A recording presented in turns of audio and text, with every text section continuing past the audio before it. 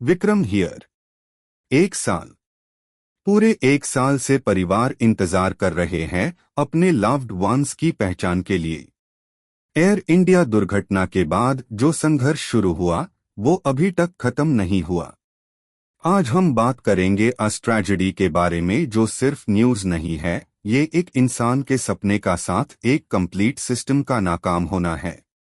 सीधी बात करो तो समझिए क्यों ये केस इंडिया के लिए बहुत जरूरी है। यार सुन, एयर इंडिया का एक मेजर एयरक्राफ्ट एक्सीडेंट हुआ था। बीबीसी और इंडियन न्यूज सोर्सेज से क्लियर हो रहा है कि इंसिडेंट के बाद जो फैमिलीज को मिलना चाहिए था वो नहीं मिल पाया। आइडेंटिफिकेशन प्रोसेस, मतलब जो बॉडीज या रिमेन्स को आइडेंटिफाई करना था, वो पूरे 1 साल ले गया। इससे पहले ऐसा कभी नहीं देखा कि इतना टाइम लग जाए विक्टिम्स को रिकॉग्नाइज करने में। व्हाई? क्योंकि हमारे पास एडवांस्ड डीएनए टेस्टिंग फैसिलिटीज है, ट्रेन्ड टीम्स हैं, इंटरनेशनल प्रोटोकॉल्स है। लेकिन इन सब के बाद भी क्या हुआ? ब्यूरोक्रेटिक डिले, एडमिनिस्ट्रेटिव फेलियर और फैमिलीज का इमोशनल टॉर्चर। ये सिर्फ एक एयरक्राफ्ट एक्सीडेंट नहीं था, ये था सिस्टम का कंप्लीट बिट्रेयल ऑफ ट्रस्ट। अब सुनो मेन डिटेल में क्या एग्जैक्ट हुआ। एयर इंडिया फ्लाइट जो क्रैश हुआ उसमें काफी कैजुअलिटीज द। लेकिन जो बात इंपॉर्टेंट है, जैब रिमेन्स निकले, टैब आइडेंटिफिकेशन में महीने भर गए। फैमिलीज को सिर्फ एक स्टेटमेंट मिल रहा था, वेट, प्रोसेस चल रही है। मतलब क्या हुआ? 1 साल तक पेरेंट्स को अपने बच्चे की बॉडी नहीं मिली, वाइफ्स को अपने हस्बैंड्स के एशेज नहीं मिले। ये सिर्फ लीगल और प्रोसीजरल फेलियर नहीं है, ये इमोशनल क्रुएल्टी है स्टेट लेवल पर।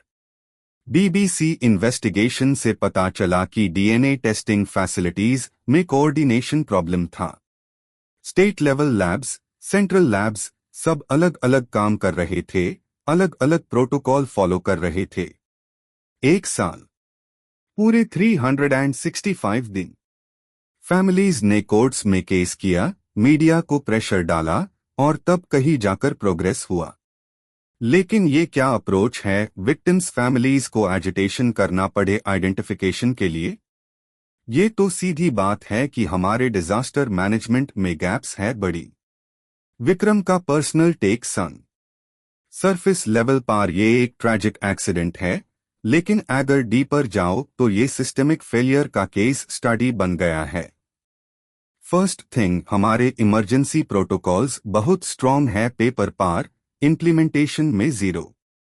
सेकंड, इंटर डिपार्टमेंटल कोऑर्डिनेशन में हमारा सिस्टम इतना खराब है कि एक सिंपल आइडेंटिफिकेशन प्रोसेस भी साल भर चल जाती है।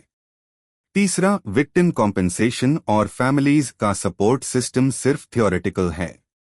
मुझे लगता है इंडिया में डिजास्टर मैनेजमेंट के स्टैंडर्ड्स ऐसे होते हैं जो इंटरनेशनल बेंचमार्क्स से बिहाइंड है। यूएसए में अगर प्लेन क्रैश हो तो 72 आवर्स में आइडेंटिफाई करते हैं 95% विक्टिम्स को। हमारा 1 साल लग गया। क्यों?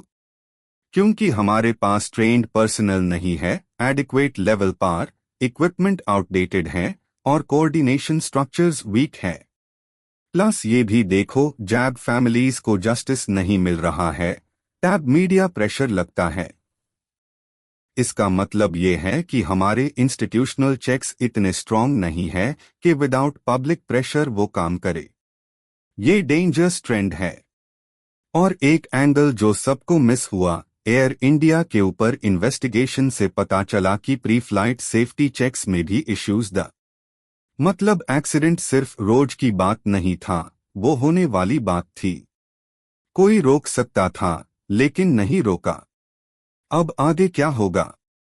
फर्स्ट, फैमिलीज ने कॉम्पेंसेशन के लिए केस फाइल किया है। सेकंड, एविएशन मिनिस्ट्री ने प्रॉमिस्ड किया है कि प्रोटोकॉल्स अपडेट होंगे।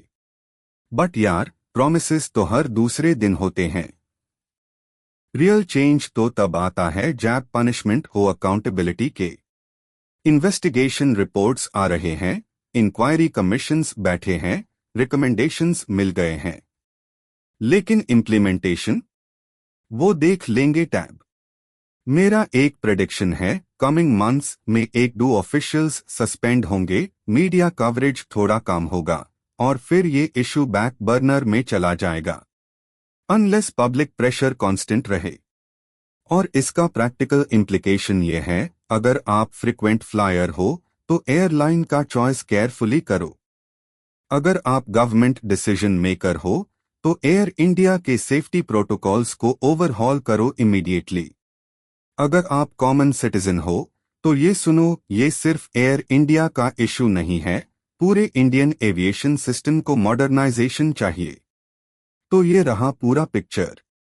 सीधा बात, सिस्टम में प्रॉब्लम है, अकाउंटेबिलिटी में प्रॉब्लम है, कंपैशन में प्रॉब्लम है।